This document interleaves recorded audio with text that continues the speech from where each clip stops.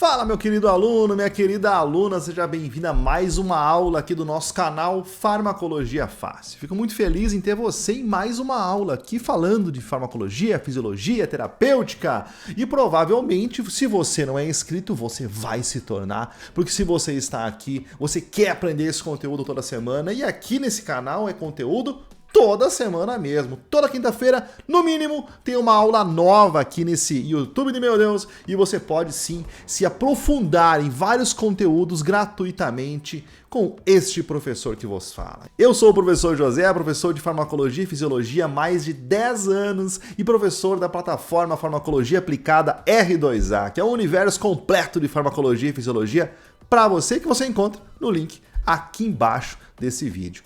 Bom, mas o assunto de hoje é polêmico, afinal eu duvido que você não conhece alguém, ou talvez até você mesmo, tenha essa dúvida. Por que afinal existem tantos hipoglicemiantes orais que são utilizados então através da absorção da via entérica e a insulina, que é um medicamento tão utilizado no tratamento do paciente diabético, não pode ser administrada por via oral? Afinal, por que ela não pode? Será que é por causa da acidez do estômago? Será que é porque ela não atravessa as membranas do nosso trato gastrointestinal? Bom, vamos descobrir nessa aula.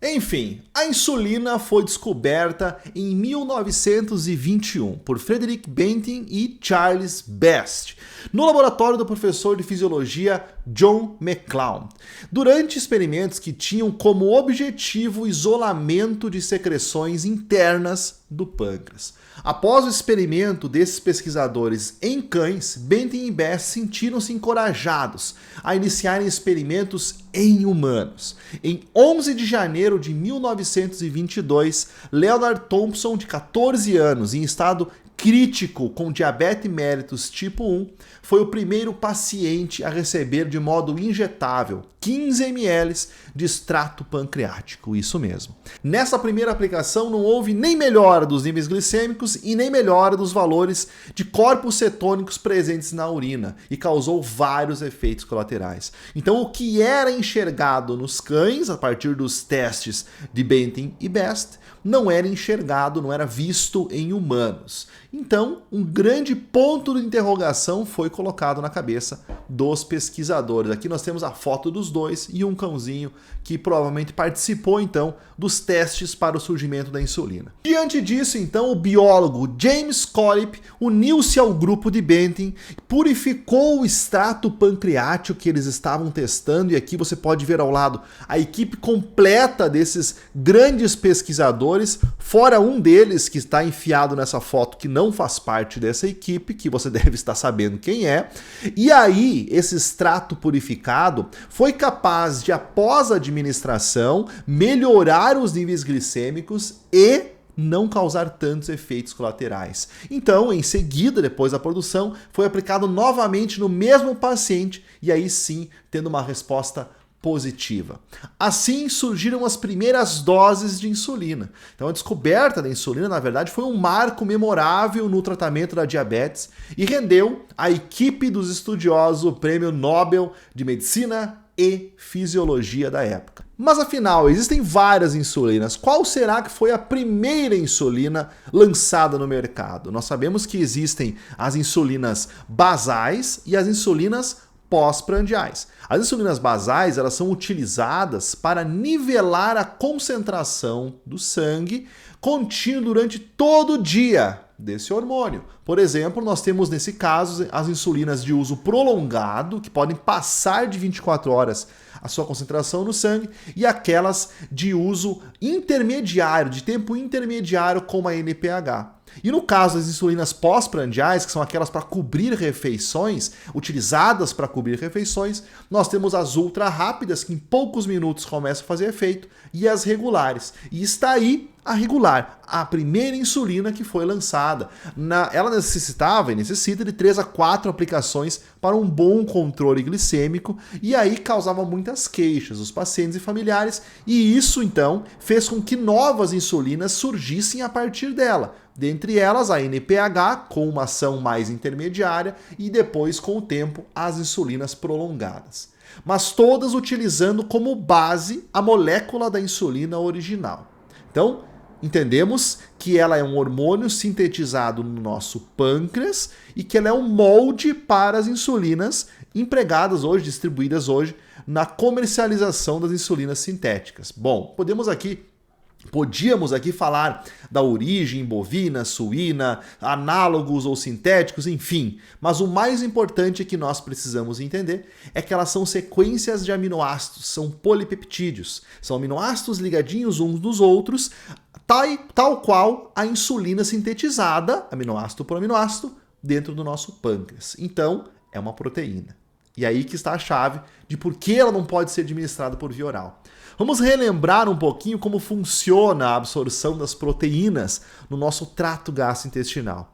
Aqui tem uma proteína descendo pelo nosso esôfago, chegando até o nosso estômago, e lá no estômago, a acidez do estômago ativa uma enzima capaz de degradar alguns polipeptídeos. Então a proteína, algumas proteínas, melhor dizendo, a proteína tem a sua primeira quebra em polipeptídeos dentro do nosso estômago. E depois, quando ela vai passar para o nosso intestino, ela vai sofrer a ação de várias outras substâncias secretadas, como a tripsina e outras, que degradam até que ela se torne um aminoácido livre e único, para poder ser absorvido. Aqui eu tenho um outro desenho na região apical das células do intestino, e aqui nós temos um exemplo, né, no transporte de aminoácidos, que é aminoácido por aminoácido. Ou seja, proteínas são quebradas em polipeptídeos, depois em dipeptídeos e depois em aminoácidos,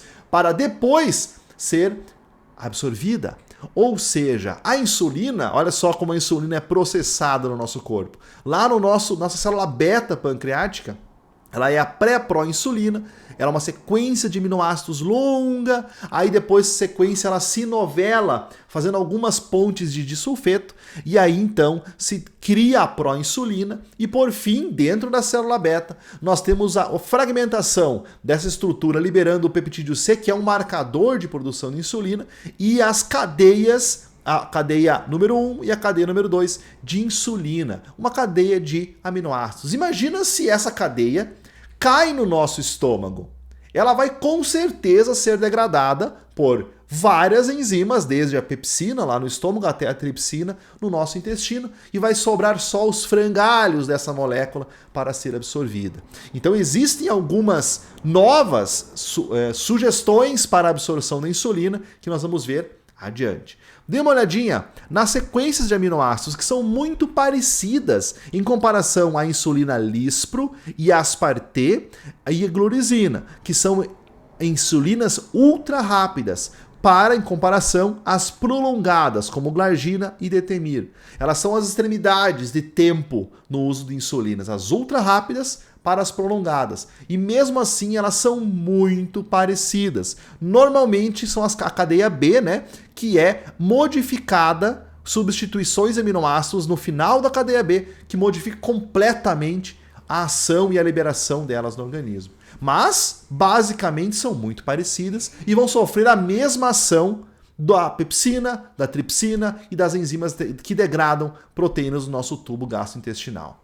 Então, não importa se eu tenho insulinas de ação ultra rápida, regular, NPH, prolongadas e ultra prolongadas, todas serão degradadas no nosso tubo gastrointestinal. As enzimas são capazes de quebrar as ligações dos aminoácidos, liberando então os aminoácidos para serem absorvidos, e quando eles são absorvidos, eles vão dar origem a outras proteínas. Não vão gerar insulina no sangue só porque elas têm como sua origem a molécula da insulina. E aí então existem alguns protótipos que estão entrando em pesquisas e alguns prestes aí para a fase 3 de substâncias análogos da insulina de uso oral. Por exemplo, essa sigla é um nome que se dá a uma dessas substâncias. Ele é um análogo de insulina para uso oral que utiliza uma nova tecnologia chamada de GPET, gastrointestinal, tecnologia para absorção gastrointestinal. Essa tecnologia permite a absorção gastrointestinal de alguns fármacos, até então usados só de forma parenteral, e dentre eles, então, a insulina. Ela tem uma meia-vida de aproximadamente 70 horas depois de absorvida. Os pacientes envolvidos, por exemplo, no estudo clínico dessa molécula, tinham a idade média de 61 anos, que é um público muito característico do diabetes mellitus tipo 2, principalmente. Eram virgens de tratamento com insulina, ou seja, não utilizavam nenhum tipo de tratamento com insulina. Tinham níveis de hemoglobina glicada que variavam de 7 a 10%, ou seja, níveis de hemoglobina glicada indicativos de diabetes. E eles tinham um tratamento prévio, então, com metformina associado a outros antidiabéticos orais. Então, eles tinham uma situação clínica de início da insulinoterapia. Eles foram randomizados, aonde um deles recebeu insulina glargina, de 100 unidades, e o outro recebeu o OI 338GT, uma vez ao dia durante 8 semanas. Bom, mas e os resultados dessa pesquisa? Será que podemos dizer que teremos uma insulina via oral? Bom, os resultados eles são positivos e negativos, vamos dizer assim. Positivos porque o grupo que utilizou esse protótipo de insulina oral e o grupo que utilizou a insulina padrão tiveram o mesmo resultado nos níveis de hemoglobina glicada. Então conseguiu diminuir em cada um dos grupos proporcionalmente. A glicemia em jejum também foi muito parecida entre os dois grupos, mas os níveis plasmáticos para serem alcançados na insulina via oral necessitaram de grandes doses desse protótipo, ou seja, muito peptídeo para alcançar os níveis necessários no sangue. Isso dificulta muito a produção. É preciso produzir muito desse peptídeo para uma dose apenas dessa insulina. E aí então o laboratório deu passos atrás na produção da insulina via oral. Mas esse é apenas um exemplo. Mas já podemos entender que os passos adiante na produção de novas insulinas talvez percorram os caminhos do trato gastrointestinal, com certeza. Mas com esse vídeo você já sabe por que afinal a insulina não pode ser administrada por via oral. Coitadinha, sofre demais com as enzimas que degradam proteínas no nosso trato gastrointestinal. E aí, gostou do vídeo? Então, clique em inscrever-se e ative as notificações para não perder nenhum vídeo aqui do nosso canal. E claro, acompanhe esse professor toda semana, que eu tenho certeza que você vai cada vez mais se apaixonar pela farmacologia. Tchau, tchau. Até o próximo vídeo.